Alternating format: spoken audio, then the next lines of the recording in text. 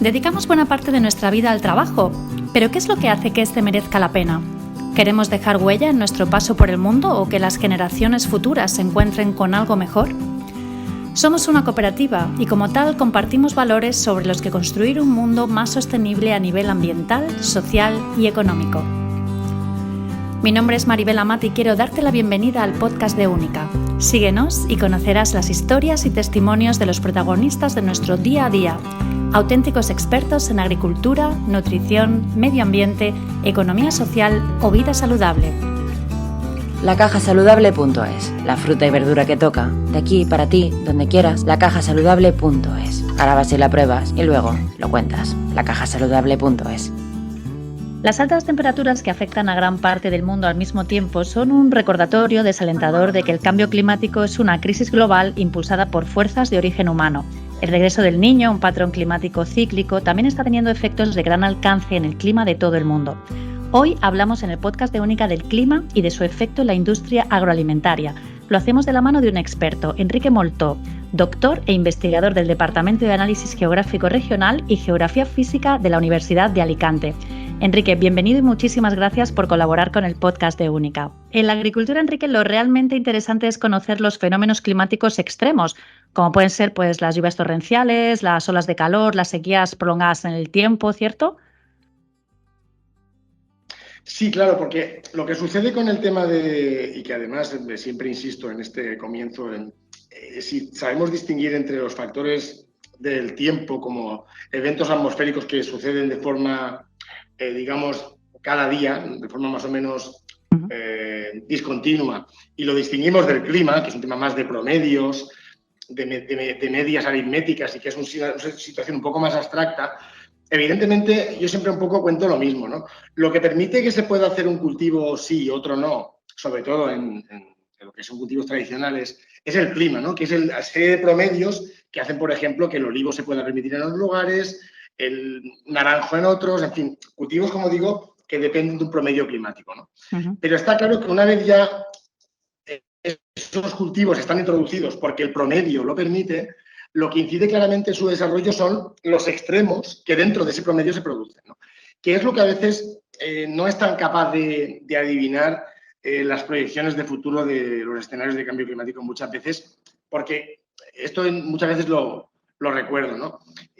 No sirve de demasiado decir, por ejemplo, que cada vez es más difícil que haya heladas en el futuro porque las temperaturas medias suben, porque en el fondo da igual que la temperatura media suba si es que de vez en cuando va a seguir habiendo heladas, porque esas heladas son las que van a destruir el cultivo que yo tenga en ese momento. Y eso no lo va a impedir la media. Por eso digo que tenemos que saber distinguir esas medias aritméticas, climáticas, de esos eventos extremos, de esos riesgos asociados a eventos extremos, como tú comentabas antes, pues sequías, lluvias torrenciales, heladas, olas de calor, que son, evidentemente, como digo, más puntuales, pero que tienen mucha trascendencia para la actividad agraria, claro.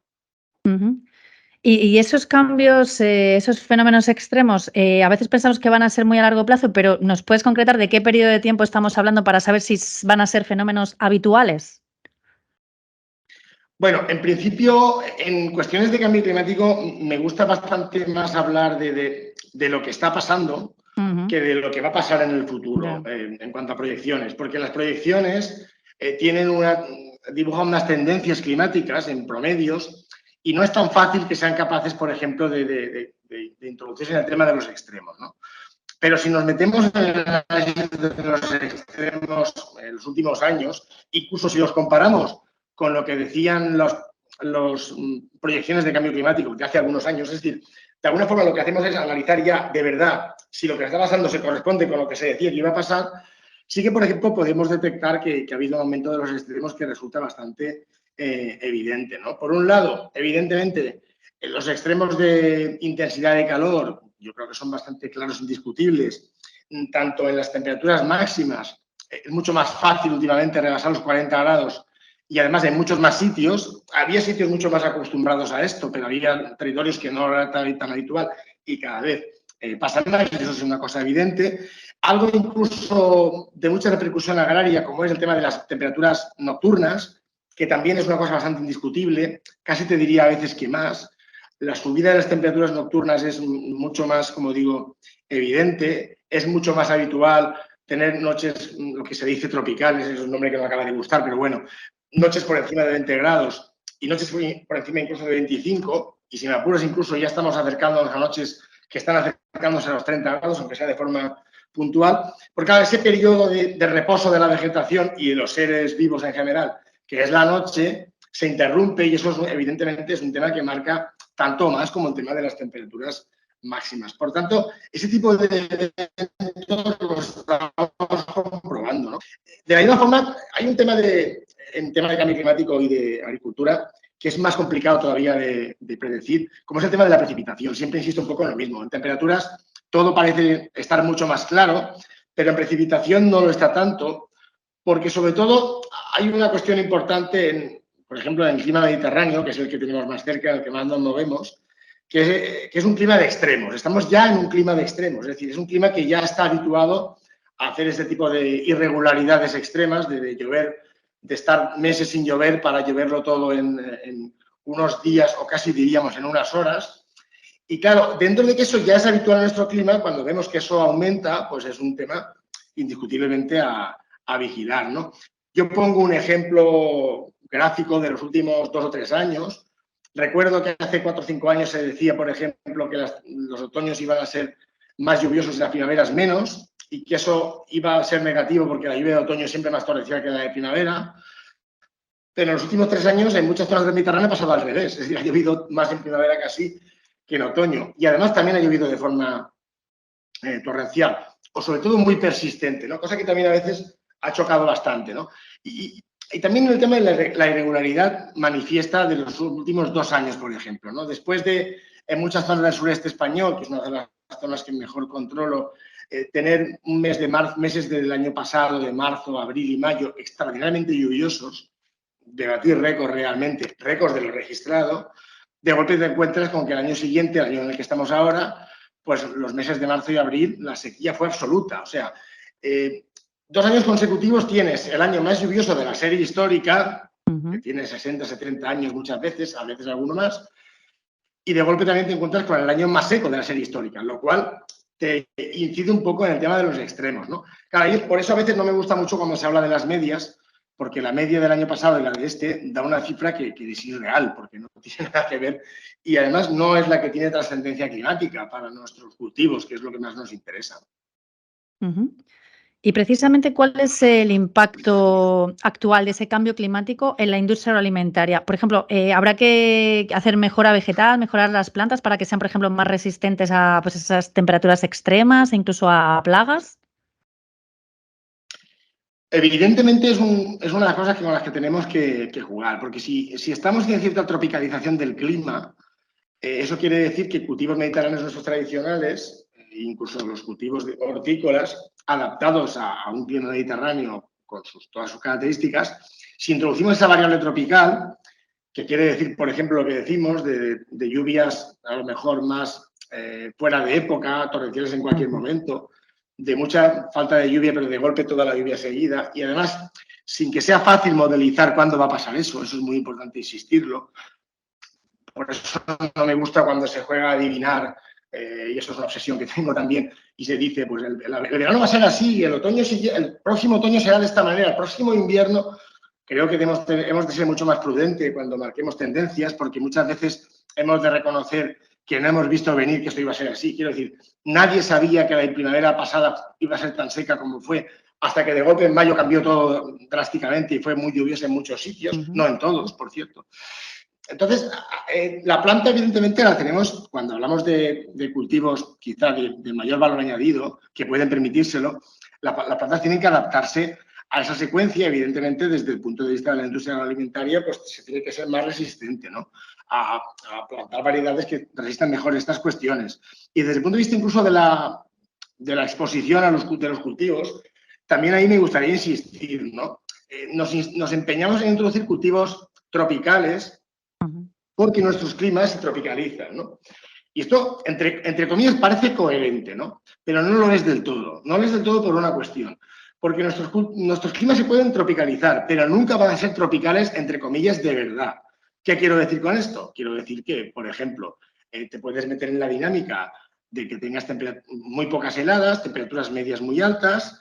Todo esto es verdad, con lo cual dices, pues amplío el periodo vegetativo de los cultivos, puedo introducir cultivos tropicales porque casi tengo un clima tropical, pero lo que no te vas a salvar es que de vez en cuando tengas disrupciones de clima tuyo propio o incluso de climas mucho más fríos que puedan durar unos días, unas horas, pero que es suficiente para que te arruinen a veces no ya una cosecha, sino incluso todo el cultivo entero que tú acabas de introducir, ¿no? Y eso es un tema con el que tenemos que saber jugar. Es decir, no creernos que porque el clima se tropicalice podremos ser una zona de cultivos tropicales.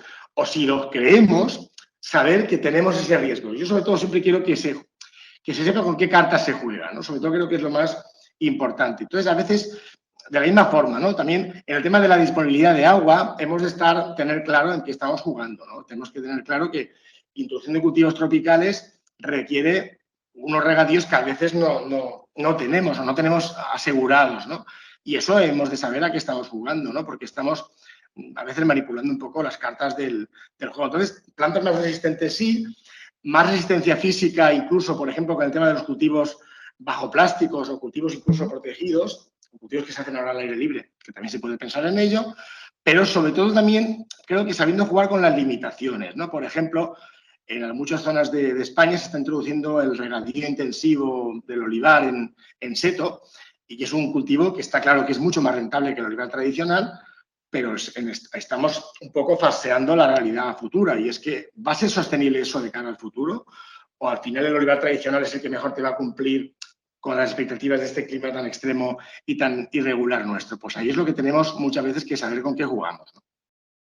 Queda claro. Y Enrique, ¿cómo se podría fomentar la resiliencia en la industria agroalimentaria frente al cambio climático? Bueno, ahí había que empezar por un tema incluso de educación al consumidor, ¿no? Porque el consumidor, cada vez más urbanita y menos vinculado al medio rural, se ha metido en una dinámica en la que cree que se puede consumir de todo en toda época del año. Y a veces hemos de demostrarle que los cultivos están sometidos a unas tensiones. Yo creo que, por ejemplo, el tema inflacionista de los alimentos de los últimos meses, de alguna forma ha despertado un poco esa cuestión también en el consumidor, donde se ha dado cuenta de que a lo mejor no es posible tener de todo el año, porque el precio evidentemente varía muchísimo, y se ha dado cuenta también que de golpe hay productos que se creía garantizados en cualquier época del año y que ahora no lo están, ¿no? Entonces, desde ese punto de vista, la resiliencia, en parte, la tenemos que intentar fomentar fomentando el consumo de productos de temporada y productos de kilómetro cero, ¿no? O de mayor proximidad. Entendiendo, por supuesto, que la sociedad actual va a demandar consumir productos exóticos, productos variados en cualquier época del año. Yo entiendo que eso pueda ser así, pero quizá limitando esa idea. No sé si me estoy explicando bien, pero lo que quiero decir es que yo no soy tan ingenuo de pensar que ahora de repente el consumidor va a pensar que solo va a consumir tomates en verano o solo va a consumir cada producto cuando toque, ¿no? Porque sé que no va a ser así. Pero bueno, que se dé cuenta de alguna manera de que si quiere una relación calidad-precio adecuada, va a tener un poco que ajustarse a eso, ¿no?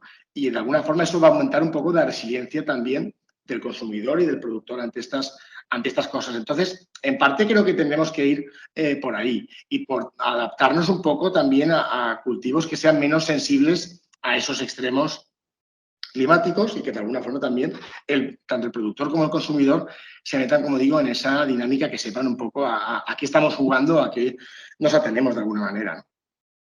Vale, en definitiva, ¿tú también crees que el consumidor a título particular también puede contribuir a su granito de arena, ¿no? a esa sostenibilidad de la industria agroalimentaria? Sin duda. Con su demanda. Al final, no hemos de olvidar que el que manda es el consumidor en el fondo, porque está claro que la oferta influye, ¿no? Pero la demanda, el hecho de lo que desde parte del consumidor se quieran introducir es un tema fundamental, ¿no?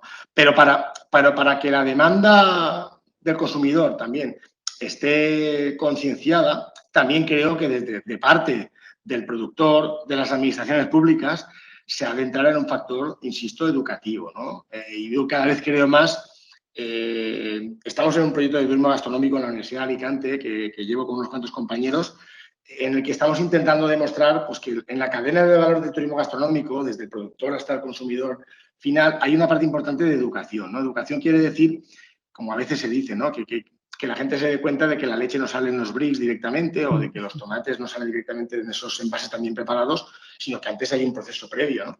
Y a lo mejor, si el consumidor se da cuenta de esto, entendería las diferencias de precio.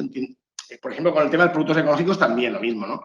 Claro, tú le dices al consumidor directamente, el producto ecológico vale tanto y el no ecológico vale mucho menos. Entonces, si solo ve eso, por concienciación, puedes captar algo de consumo, pero yo creo que puedes captar aún más si educas a ese consumidor y le informas de que esto realmente se debe a unas razones y que evidentemente pues tiene que jugar con el tema de la concienciación, de ver cómo en el campo esto se da. Yo creo, por ejemplo, que a ese nivel hay muchos programas de televisión cada vez más, o vuestros programas de podcast como este, por ejemplo, que me comentas, que son muy importantes para que el consumidor se dé cuenta un poco de toda esa fase productiva, ¿vale? De que no hay no solo una fase final de producción, sino que hay una fase previa y que, sobre todo, muy importante, la agricultura, incluso la más tecnificada, está muy influida por las condiciones climáticas externas. Y eso es una cosa que creo que a veces hemos olvidado, ¿no? Que nos creemos por encima, entre comillas, del bien y del mal y estamos alejados de esa realidad. Muy bien, pues sí, como casi siempre la clave suele estar en la educación y en la formación. Enrique, Sí. pues llegamos al final de nuestro tiempo. Muchísimas gracias por tu aportación y por esa visión tan clara sobre el impacto del clima en la industria agroalimentaria y gracias de nuevo por colaborar con el podcast de Única. Un saludo. A vosotros, encantado. Lacajasaludable.es, la fruta y verdura que toca. De aquí, para ti, donde quieras, lacajasaludable.es. Ahora vas y la pruebas y luego lo cuentas. Lacajasaludable.es.